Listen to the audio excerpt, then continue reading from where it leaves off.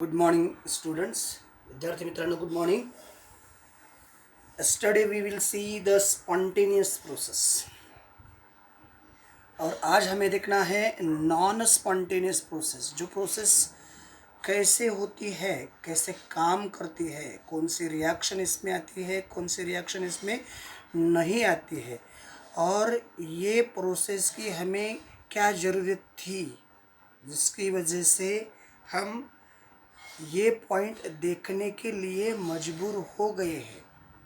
Basically आपण काल जेव्हा आपण स्पॉन्टेनियस प्रोसेस पाहत होतो, तर त्या स्पॉन्टेनियस प्रोसेसमध्ये काही मुद्दे होते।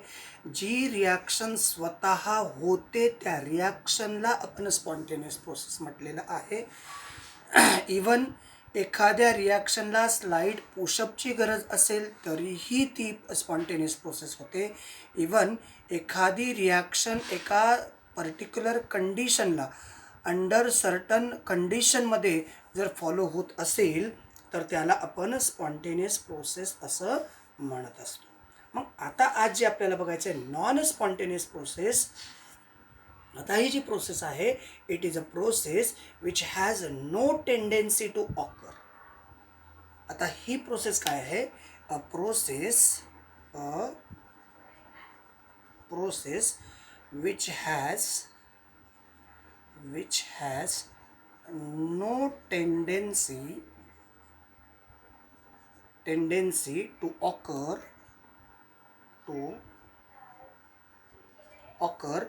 काय होत नाही? On its own. म्हणजे ही प्रोसेस स्वतः होत नाही, याच्यासाठी काहीतरी एक्सटर्नल फॅक्टर वर्क करतात। मग नॉन स्पॉन्टेनियस प्रोसेसचे डेफिनेशन काय होते? The process which is carried out or the process which occurs by external influence or by external force, that process is called non spontaneous process. आपण spontaneous प्रोसेसला irreversible process असं म्हटलं होतं। All clear? Spontaneous प्रोसेसला irreversible process असं म्हटलेलं होतं। मग अगदी तशीच कन्सेप्ट या ठिकाणी आपण पाहणार आहोत की ही जी प्रोसेस आहे, ही प्रोसेसची जी प्रक्रिया आहे, ही प्रोसेस कशावरती होते? No tendency to occurs. काय? जी प्रोसेस ऑन इट्स ओन, म्हणजे ही प्रोसेस स्वतः होत नाही। इवन दुसरा पॉईंट आहे, even after proper initiation. Even after proper initiation, म्हणजे जसं आपण काल बघितलं होतं प्रॉपर इनिशिएशन म्हणजे थोडासा पुश केला की ती रिॲक्शन होत होती। ज्या प्रोसेसला थोडासा पुश केला, थोडासा एक्सटर्नल EMF किंवा एक्सटर्नल फोर्स अप्लाय केला की ती प्रोसेस व्हायची। त्याचं एक्झाम्पल पण आपण बघितलेलं होतं। म्हणजे जर कोळसा पेटवायचा असेल तर काड्याची पेटीने कोळसा पेटवला की तो कोळसा पेट घ्यायचा आणि मग प्रोसेस होते। इथं इवन आफ्टर प्रॉपर इनिशिएशनने सुद्धा होत नाही, स्लाईड पुशने सुद्धा ही प्रोसेस होत नाही। तर याला कंटिन्युअस इनिशिएशन पाहिजे, कंटिन्युअस पुशिंग पाहिजे, त्यावेळेस ही प्रोसेस होते। या प्रोसेसला आपण नॉन स्पॉन्टेनियस प्रोसेस असं म्हणतो।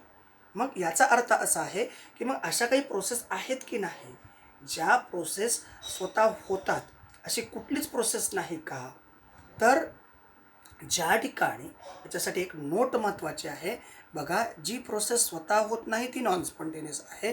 ज्या प्रोसेसला काही इनिशिएशननी सुद्धा होत नाही तर ती प्रोसेससुद्धा नॉन स्पॉन्टेनियस आपण म्हणतो।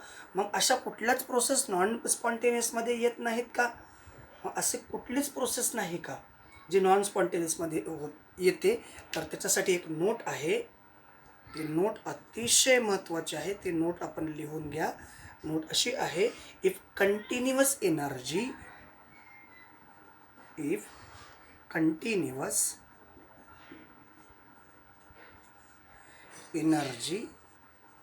म्हणजेच एक्सटर्नली, बरं त्याचे एक्झाम्पल बघणार आहोत।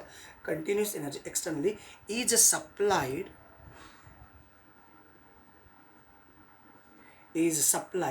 that time the process is occurred, supplied that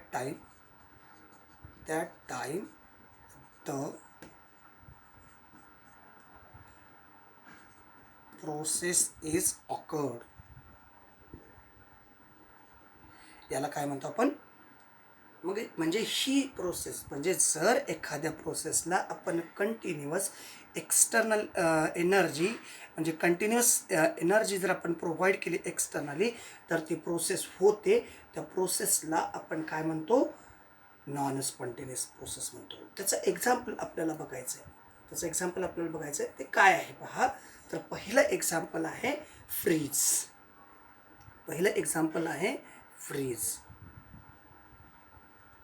म्हणजे आपल्या घरी असणारं फ्रीज काय काम करतं? याच्यामध्ये काय होते बघा, हीट फ्लो फ्रॉम, याच्यामध्ये होतं हीट फ्लो फ्रॉम, कुठून फ्लो होते heat? From body at lower temperature,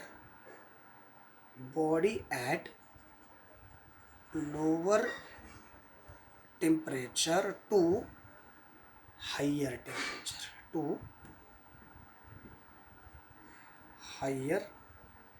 temperature. बघा, तर आपण काय म्हणतो, जी प्रोसेस स्वतः होत नाही पण त्याला करण्यासाठी एक एक्सटर्नल एनर्जी द्यावी लागते. तर त्याचं आपण एक एक्झाम्पल पाहतोय. तर त्याचं एक्झाम्पल आहे फ्रीज. आणखीन आपण घेणार आहोत दुसरं एक एक्झाम्पल. तर या पहिलं हे एक्झाम्पल मी आपल्याला समजून सांगतो आणि मग आपण पुढच्या एक्झाम्पलकडे जाऊ. हे जे फ्रीज आहे, हे फ्रीज काय काम करतं? फ्रीजच्या आतमध्ये टेम्परेचर कमी ठेवतं. म्हणजे याचा अर्थ आतमध्ये टेम्परेचर कमी ठेवणे म्हणजे आतमध्ये जे काही जास्त टेम्परेचर आहे, ते तिथलं टेम्परेचर काढतं आणि बाहेर फेकतं. म्हणजे बाहेरचं टेम्परेचर कसं आहे? समजा फ्रीजला जर आपण सिस्टीम कन्सिडर केलं, फ्रीजच्या बाहेरचा पोर्शन सराउंडिंगमध्ये, म्हणजे आतली हीट तो काय करतोय? बाहेर काढून फेकतोय. म्हणजे बाहेरचं टेम्परेचर कसं आहे? जास्त आहे. फ्रीजच्या आतलं टेम्परेचर कसं आहे? कमी आहे. आतलं टेम्परेचर बाहेर फेकण्याचं काम करतं. म्हणजे हीट कशी फ्लो व्हायला लागली? लोअर टेम्परेचरकडून हायर टेम्परेचरकडं. आपण काल काय पाहिलं होतं? Spontaneous process. स्पॉन्टेनियसमध्ये काय होत होती? Heat always flow from higher temperature to lower temperature. आता या ठिकाणी आपण काय सांगतो? Heat flow from lower temperature to higher temperature. बघा, काळजीपूर्वक पहा. फ्रीजमध्ये असणारं टेम्परेचर कमी आहे, फ्रीजच्या बाहेरचं टेम्परेचर जास्त आहे. हे मान्य आहे तुम्हाला? आहे की नाही मान्य? फ्रीजच्या आतमध्ये टेम्परेचर कसं असतं? कमी. फ्रीजच्या बाहेर टेम्परेचर, म्हणजे आपण फ्रीजच्या बाहेर आहोत, फ्रीजचं दार उघडलं की आपल्याला आतून थंड हवा येते, म्हणजे आतलं टेम्परेचर कसं आहे? कमी आहे. फ्रीजच्या बाहेर आपण उभे आहोत, म्हणजे बाहेरचं टेम्परेचर कसं आहे? जास्त आहे. मग आता फ्रीज काय काम करते? बरं, हे काम करण्यासाठी काय करतो आपण? फ्रीजची जी वायर आहे ते आपण इलेक्ट्रिकल बोर्डला अटॅच करतो, बटन ऑन करतो, म्हणजे त्या बटनच्या माध्यमातून फ्रीजला एक्सटर्नल एनर्जी सतत प्रोव्हाइड केली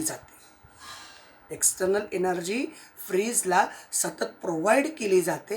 मग ही प्रोसेस स्वतः होते का? नाही. त्याला काय करावं लागतं? एक्सटर्नल काहीतरी एनर्जी द्यावी लागते. दिल्यानंतर जेव्हा ही प्रोसेस होते, म्हणजेच हीट फ्लो होते लो टेम्परेचरकडून, heat flow from body at low टेम्परेचरकडून बॉडी ॲट हाय टेम्परेचरकडं. All clear? म्हणजे फ्रीजच्या आतमधलं टेम्परेचर कमी होतं, आतलं टेम्परेचर बाहेर काढून फेकण्याचं काम फ्रीज करतं. जेव्हा लाईट जाते किंवा फ्रीज आपण बंद करतो, तेव्हा काही वेळानंतर तुम्ही ऑब्झर्व करा, फ्रीजच्या आतमधलं टेम्परेचर आणि फ्रीजच्या बाहेरचं टेम्परेचर सारखं होण्यास मदत होते. म्हणजे याचा अर्थ असा आहे की जेव्हा आपण लाईट चालू करतो, तेव्हा ही फ्रीजची जी मेकॅनिकल प्रोसेस आहे, फ्रीजच्या आतलं जे काही टेम्परेचर आहे ते सतत बाहेर टाकण्याचं काम करतं. जोपर्यंत लाईट चालू आहे तोपर्यंत ते बाहेर टाकतं. लाईट बंद झाली की पुन्हा, म्हणजे बाहेरून आपण एक्सटर्नल एनर्जी प्रोव्हाइड केल्यामुळं हीट फ्लो होते लोअर टेम्परेचरकडून हायर टेम्परेचरकडं. याला आपण नॉन स्पॉन्टेनियस प्रोसेस असं म्हणतो. त्याचं दुसरं एक्झाम्पल आहे, याचं आणखीन एक एक्झाम्पल आपल्याला बघायचं आहे. इलेक्ट्रिक मोटर किंवा वॉटर पंप, म्हणजे टिल्लू मोटर किंवा छोटी मोटर आपण म्हणतो. याच्यामध्ये काय होतं, दुसरं एक्झाम्पल आपल्याला बघायचं आहे याच्यामधलं. मोटर, कोणती मोटर माहिती का? पाणी ओढणारी मोटर. मी डायरेक्टली तर या ठिकाणी मोटर लिहितो. आता त्याचं एक्झाम्पल कोणती मोटर मी तुम्हाला सांगितलेलं आहे, पाणी ओढणारी मोटर किंवा नळाला पाणी आल्यानंतर बसवली जाणारी छोटी मोटर किंवा टिल्लू मोटर. काय करते याच्यामध्ये, काय होतं, वॉटर कॅनॉट फ्लो फ्रॉम, बघा आपल्याला स्पॉन्टेनियस प्रोसेस काय सांगते, water is always flow from higher level to lower level. म्हणजे पाणी कसं फ्लो होतं, उंच भागाकडून सखल भागाकडे, म्हणजे उंचावरून सपाट भागाकडे. पण मग नॉन स्पॉन्टेनियस प्रोसेस काय म्हणते, water can not flow from lower height किंवा lower level to higher level. पण आता या माध्यमातून आपल्याला हे शक्य होते, water can not flow from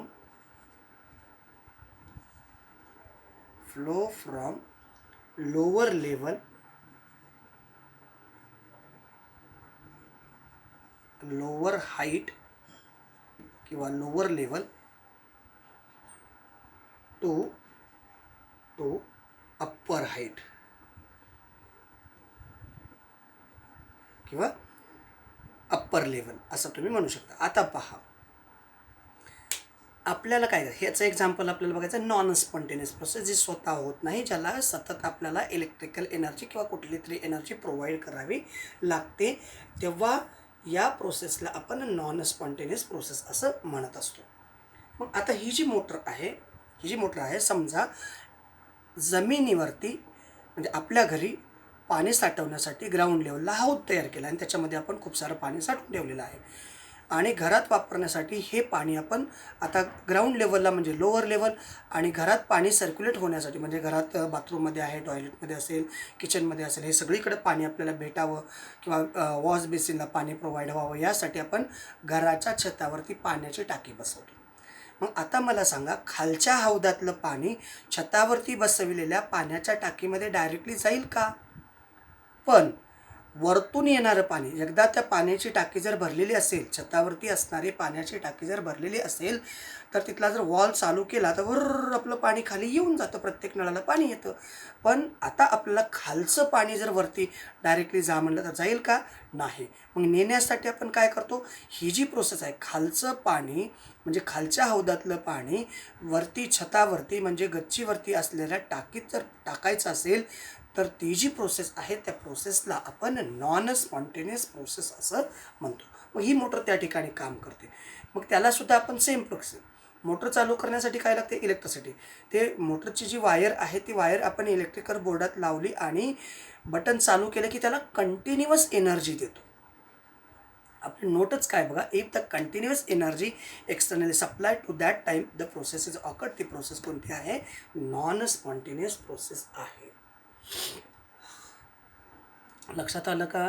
म्हणजे जी प्रोसेस स्वतः होत नाही, इवन आफ्टर प्रॉपर इनिशिएशन पाहिजे, प्रॉपर काहीतरी एक्सटर्नल एनर्जी प्रोव्हाइड केली पाहिजे, तेव्हा जी प्रोसेस होते, तेव्हा या प्रोसेसला आपण काय म्हणतो, नॉन स्पॉन्टेनियस प्रोसेस. आता कदाचित हे दोन एक्झाम्पलवरनं तुम्हाला स्पॉन्टेनियस आणि नॉन स्पॉन्टेनियसमधला कन्सेप्ट किंवा ह्या गोष्टी तुम्हाला क्लिअर झाल्या असतील अशी मी अपेक्षा ठेवायला काही हरकत नाही. मग आता पुढचा प्रश्न येतो आहे, जर या प्रोसेस अशा आहेत तर तर यांनी, म्हणजे जो कोणी आहे, जो कुठला सायंटिस्ट असेल, जे कोणी लिहिलेलं असेल, त्यांनी कोणत्या बेसवरती, कोणत्या क्रायटेरियाच्या बेसवरती या प्रोसेस किंवा कोणतीही प्रोसेस स्पॉन्टेनियस आहे किंवा कोणती प्रोसेस नॉन स्पॉन्टेनियस, फक्त एवढंच क्रायटेरिया नाही, याच्या व्यतिरिक्त आणखीन काही क्रायटेरिया आहेत. त्या क्रायटेरियाच्या बेसवरती यांनी विच क्रायटेरिया टू डिसाईड, म्हणजे कोणता क्रायटेरिया आहे, विच क्रायटेरिया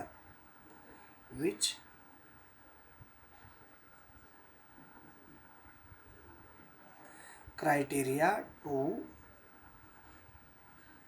डिसाईड, काय की process, which criteria to decide, which criteria to decide काय, spontaneous process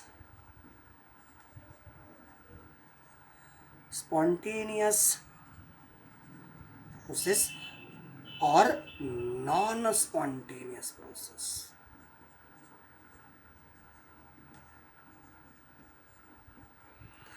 non spontaneous process. मग नेमकं कोणता क्रायटेरिया आहे, कुठल्या क्रायटेरियाच्या बेसवरती किंवा कुठल्या कंडिशनच्या बेसवरती या प्रोसेस किंवा ही रिॲक्शन स्पॉन्टेनियसमध्ये येते. ही रिॲक्शन आता ठीक आहे, आपण काही गोष्टी समजल्या बाबा, कोळशाला आपण पेटवलं किंवा ज्या गोष्टी स्वतः होतात ह्या सर्वसाधारण गोष्टी आहेत. ज्या प्रोसेस स्वतः होतात त्याला पण स्पॉन्टेनियस म्हटलं, ज्या प्रोसेस स्वतः होत नाहीत त्याला पण नॉन स्पॉन्टेनियस म्हटलं. ज्याला काही प्रॉपर स्लाईट इनिशिएशन लागतं त्याला पण स्पॉन्टेनियस म्हटलं. इव्हन प्रॉपर इनिशिएशन लॉंग टर्मसाठी पाहिजे त्याला पण नॉन स्पॉन्टेनियस प्रोसेस म्हटलं. या काही प्रोसेस आहेत. याच्या व्यतिरिक्त अशा काही प्रोसेस असतील ज्या प्रोसेस आपल्याला डायरेक्टली आयडेंटिफाय करता येत नाहीत की ही प्रोसेस स्पॉन्टेनियस आहे किंवा ही प्रोसेस स्पॉन्टेनियस आहे किंवा नाही. मग ती स्पॉन्टेनियस नाही तर मग कोणती आहे, मग ती नॉन स्पॉन्टेनियस नाही तर कोणती आहे, मग हे कसं ठरवायचं, याच्यासाठी येतो सेकंड लॉ ऑफ थर्मोडायनॅमिक. याच्यासाठी कोण येतो, second law of thermodynamic.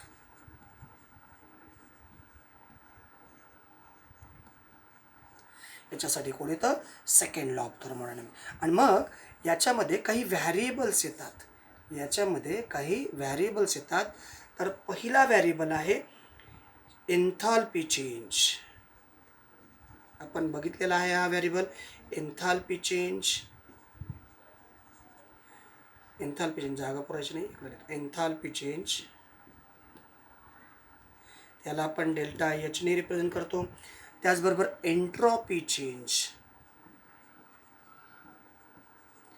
Entropy change याला डेल्टा एस ने रिप्रेझेंट करतो. डेल्टा एस म्हणजे चेंज इन एंट्रॉपी. आणि शेवटची आहे गिब्स फ्री एनर्जी चेंज. हे मात्र आपण बघितलेलं आहे, गिब्स फ्री एनर्जी चेंज. तर हे तीन फॅक्टर कोणतीही रिॲक्शन स्पॉन्टेनियस आहे का स्पॉन्टेनियस नाही ते ठरवू शकतात. या तीन प्रोसेसमुळं कोणती प्रोसेस स्पॉन्टेनियस आहे किंवा कोणती प्रोसेस स्पॉन्टेनियस नाही, या तीन व्हॅरिएबल्सवरून आपल्याला ठरविता येतं की ह्या प्रोसेस स्पॉन्टेनियस आहेत. मग आता आपण जाऊ, या तीन प्रोसेस कळल्या का बघा. आत्तापर्यंत आपण स्पॉन्टेनियस प्रोसेस कळली. मग कोणती प्रोसेस स्पॉन्टेनियस आहे, कोणती प्रोसेस स्पॉन्टेनियस नाही हे ठरवण्यासाठी कोण आला, second law of thermodynamics. Second law of थर्मोडायनॅमिक्समध्ये तीन व्हॅरिएबल्स येतात. पहिलं change in enthalpy. Change in enthalpy किंवा एन्थाल्पी चेंज त्याला आपण डेल्टा एच ने रिप्रेझेंट करतो. Change in entropy, change in entropy किंवा एंट्रॉपी चेंज त्याला डेल्टा एस ने रिप्रेझेंट करतो. आणि गिब्स फ्री एनर्जी आपण बघितलेली आहे ऑलरेडी, तरीसुद्धा गिब्स फ्री एनर्जी किंवा गिब्स फ्री एनर्जी चेंज त्याला डेल्टा जी ने रिप्रेझेंट करतो. मग याच्यानंतर आपल्याला क्रायटेरिया स्पॉन्टेनियस प्रोसेससाठी या सेकंड लॉ ऑफ थर्मोडायनॅमिक्सशी रिलेटेड कोणते कोणते क्रायटेरिया आहेत ते आपल्याला आता ठरवायचं आहे. कोणत्या कोणत्या क्रायटेरियाच्या बेसवरती या रिॲक्शन सेकंड लॉ ऑफ थर्मोडायनॅमिक्सच्या कोणत्या क्रायटेरियावरती किंवा फर्स्ट लॉ ऑफ थर्मोडायनॅमिक्सचा काही मदत मिळते का. मग सेकंड लॉ ऑफ थर्मोडायनॅमिक्सचे हे जे तीन व्हॅरिएबल्स होते, या कोणत्या व्हॅरिएबलच्या बेसवरती ही रिॲक्शन स्पॉन्टेनियस आहे किंवा स्पॉन्टेनियस नाही हे आपल्याला ठरविता येतं. त्यासाठी आपण बघू criteria for spontaneity.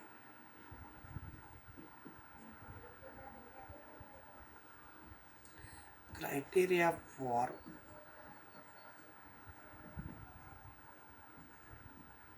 Spontaneity. Criteria for spontaneity मग स्पॉन्टेनियस रिॲक्शनचा काय क्रायटेरिया आहे, स्पॉन्टेनियस रिॲक्शनचा काय क्रायटेरिया आहे. तर आता आपल्याला एक सगळ्यात महत्त्वाचा क्रायटेरिया सांगता येईल. कुठलीही रिॲक्शन स्टेबल किंवा कुठल्याही रिॲक्शनचा प्रोडक्ट स्टेबल कधी असतो की एखाद्या केमिकल रिॲक्शनमधून जास्तीत जास्त हीट बाहेर टाकली जाते, म्हणजे tendency to lower its energy. पहिला क्रायटेरिया काय, tendency to lower tendency to lower its energy. म्हणजे ज्या प्रॉडक्टची एनर्जी अतिशय कमी असते, ज्या प्रॉडक्टची एनर्जी अतिशय कमी असते, म्हणजे त्याला आपण काय म्हणतो, स्पॉन्टेनियस प्रोसेस. म्हणजे काय, समजा एखादी प्रोसेस आहे, त्या प्रोसेसपासून हीट एनर्जी डिक्रीज व्हायला लागलेली आहे. एखादी प्रोसेसची एनर्जी ही डिक्रीज व्हायला लागलेली आहे. एनर्जी जर डिक्रीज होत असेल तर ती रिॲक्शन कोणती म्हणायची, आपण स्पॉन्टेनियस रिॲक्शन म्हणायची. त्याच्यासाठी आपण एक्झाम्पल बघू. मी तुम्हाला आत्ताच सांगितलं की tendency to lower its energy, म्हणजे एखादी रिॲक्शन होत असताना त्या रिॲक्शनमधून किती जास्तीत जास्त प्रमाणात हीट बाहेर टाकली गेलेली आहे. जेवढी जास्त हीट बाहेर टाकली गेली तर तेवढा स्टेबल प्रोडक्ट मिळतो. आणि हीट बाहेर टाकण्याला आपण डेल्टा एचला निगेटिव्ह साईन रिप्रेझेंट करतो. मग तर ती रिॲक्शन आपण स्पॉन्टेनियस रिॲक्शन असं म्हणू शकतो. मग एक्झाम्पल बघू. समजा एक एचं कन्व्हर्शन बीमध्ये झालं आहे, ही एक रिॲक्शन आहे. आणि या रिॲक्शनमध्ये डेल्टा एच निगेटिव्ह रिप्रेझेंट केला आहे. आता डेल्टा एच निगेटिव्ह याचा अर्थ काय आहे की बाबा हीट इमिट झाली, हीट रिलीज झाली म्हणजे याची जी एनर्जी आहे ती याची एनर्जी डिक्रीज झाली. आणि ज्याची एनर्जी डिक्रीज झालेली आहे that is automatically it is a spontaneous process. म्हणजे आपल्याला असं म्हणता येईल, ज्या रिॲक्शनचा डेल्टा एच जर निगेटिव्ह असेल तर ती रिॲक्शन स्पॉन्टेनियस आहे असं आपल्याला म्हणता येतं. राईट, कळते का बघा. ज्या रिॲक्शनमधून जास्तीत जास्त हीट रिमिट होते ती रिॲक्शनसुद्धा स्पॉन्टेनियस आहे. आणखीन एक एक्झाम्पल बघा. H2 gaseous plus half of O2 gaseous is converted into H2O gaseous. Delta H is equals to या ठिकाणी दिले -200 किलो जूल. मग आता ही रिॲक्शन कशी आहे, स्पॉन्टेनियस, कारण डेल्टा एच कसा आहे आपला निगेटिव्ह. त्याच्यानंतर carbon solid plus oxygen gaseous is converted into carbon dioxide gaseous. Delta H is equals to -400 kilo joule. तर हा याच्यापेक्षा जास्तीत जास्त अमाऊंट ऑफ हीट रिमिट्स करतो आहे, याच्यापेक्षा जास्तीत जास्त. मग ही सुद्धा रिॲक्शन कशी, स्पॉन्टेनियस. म्हणजे ही रिॲक्शन कशी झाली, स्पॉन्टेनियस. ही रिॲक्शन कशी झाली, स्पॉन्टेनियस. इथंपर्यंत कळलं का बघा. पण मी तुम्हाला परत एक वेळेस सांगतो, ज्याची जेवढी हीट निगेटिव्ह तेवढी रिॲक्शन जास्त स्पॉन्टेनियस. म्हणजे याच्यापेक्षा याची स्पॉन्टेनिटी काय आहे, जास्त आहे. कारण इथं किती हीट इमिट्स केली, 200. इथं किती हीट इमिट्स केली, 400. मग या दोघांपैकी हीट कोणाची जास्त इमिट झालेली आहे, 400 ही जास्तीत जास्त हीट इमिट झालेली आहे.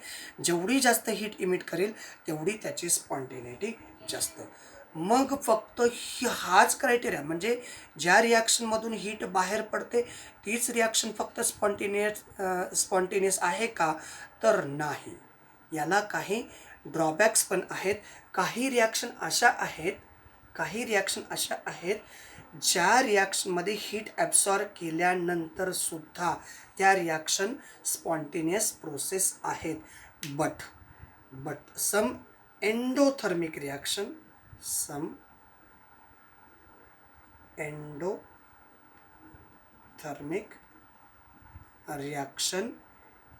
Is spontaneous. फक्त एक्झोथर्मिक रिॲक्शन स्पॉन्टेनियस आहेत असं नाही, पण काही अशा एंडोथर्मिक रिॲक्शनसुद्धा काही अशा आहेत त्या स्पॉन्टेनियस आहेत. तर त्या ठिकाणी रँडमनेस हा कन्सेप्ट येतो. म्हणजे ज्या रिॲक्शनचा डेल्टा एच पॉझिटिव्ह आहे, जसं आता आपण बघितलं डेल्टा एच निगेटिव्ह आहे, ती रिॲक्शन म्हणजे ज्याची एनर्जी लोअर असते. लोअर एनर्जी कधी असते, जी रिॲक्शन होत असताना त्याने हीट बाहेर टाकले असेल तर त्याची एनर्जी लोअर असते. ज्याची एनर्जी लोअर असते ती एनर्जी. पण फक्त एवढाच क्रायटेरिया आहे का, नाही. तर आणखीन एक क्रायटेरिया असा सुद्धा आहे की जी रिॲक्शन हीट ॲब्सॉर्ब करते ती सुद्धा रिॲक्शन स्पॉन्टेनियस रिॲक्शन असू शकते. त्याचं एक्झाम्पल आहे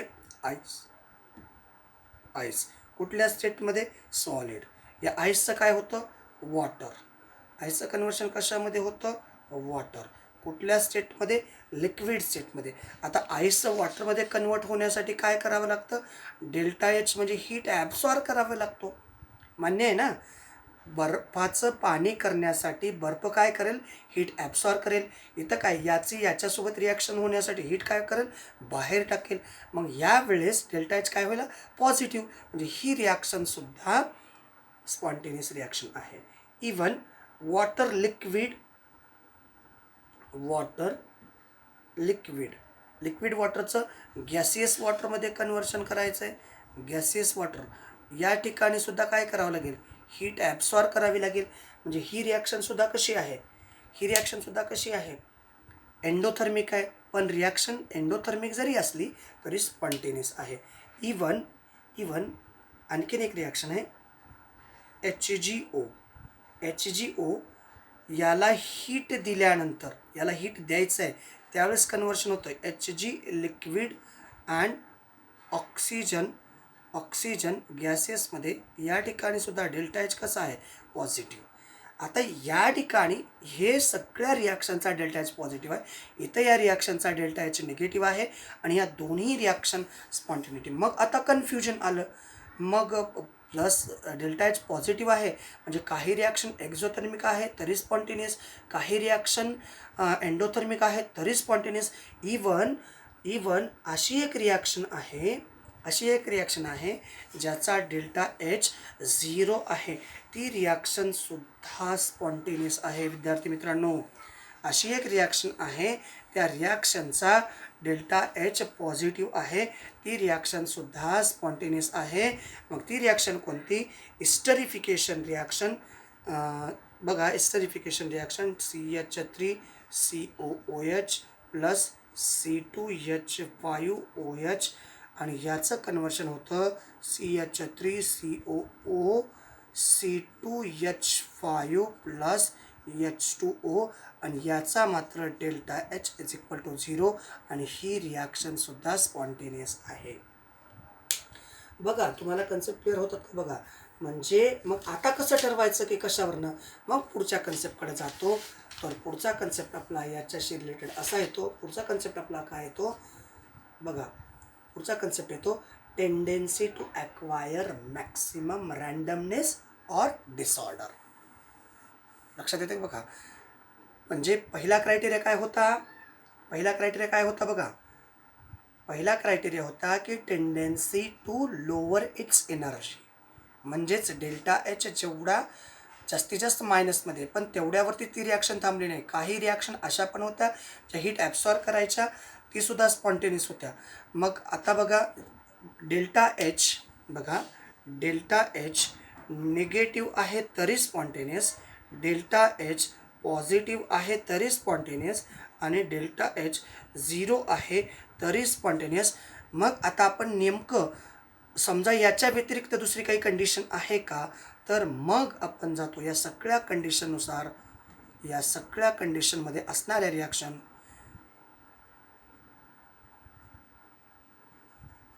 स्पॉन्टेनियस रिॲक्शन म्हणतो किंवा स्पॉन्टेनियस प्रोसेस इवन रिॲक्शन म्हणतो. याच्या व्यतिरिक्त आणखीन कुठला क्रायटेरिया आहे का याच्यामध्ये क्लेरिफिकेशन येण्यासाठी? याच्यामध्ये आणखीन कुठला क्रायटेरिया आहे का? म्हणजे मग प्रत्येक रिॲक्शन स्पॉन्टेनियसच आहेत का? मग काही स्पॉन्टेनियसच्या व्यतिरिक्त दुसऱ्या काही कंडिशन त्याच्यासाठी अप्लाय केल्यात का? तर मग दुसरा क्रायटेरिया येतो tendency to acquire maximum randomness or maximum disorder. Tendency to acquire maximum randomness or maximum disorder. मग हा जो सेकंड क्रायटेरिया आहे फॉर स्पॉन्टेनिटीचा, तो आपल्याला नेक्स्ट लेक्चरला बघायचा आहे. मग याच्यामध्ये नेमकं काय? रँडमनेस किंवा डिसऑर्डर. ऑर्डर म्हणजे काय? बघा, सगळे ॲटम एका ठिकाणी असे बांधलेले असणे त्याला म्हणायचं ऑर्डर. सगळे ॲटम एका ठिकाणी बांधलेले असणे त्याला काय म्हणायचं? ऑर्डर. आणि सगळे ॲटम एका ठिकाणी बांधलेले नसणे म्हणजे डिसऑर्डर. बघा, आता त्याच्यासाठी एक एक्झाम्पल देतो.